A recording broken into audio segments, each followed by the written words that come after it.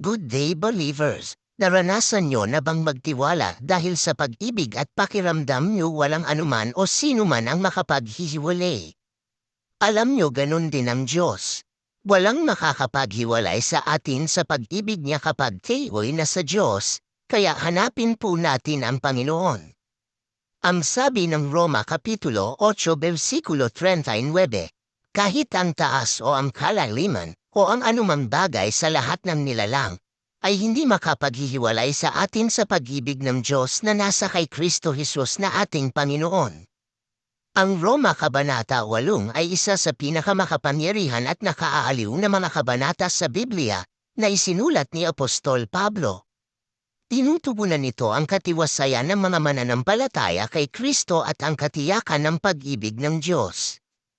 Ang mga talatang 31 hanggang 39 ay partikular na nakatuon sa hindi mapaghihiwalay na kalikasan ng pag-ibig ng Diyos para sa mga na kay Kristo Jesus.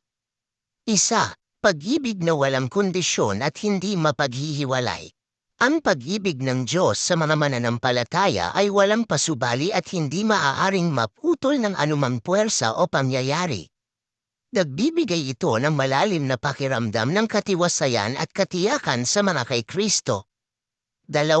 Tagumpay sa lahat ng mga hadlang. Ang listahan ng mga bagay na hindi makapaghihiwalay sa atin sa pag-ibig ng Diyos, na kinabibilangan ng taas, lalim, at lahat ng nilikha, ay nagpapahiwatig na ang mga mananampalataya ay may tagumpay laban sa lahat ng mga hadlang sa pamamagitan ni Kristo. 3.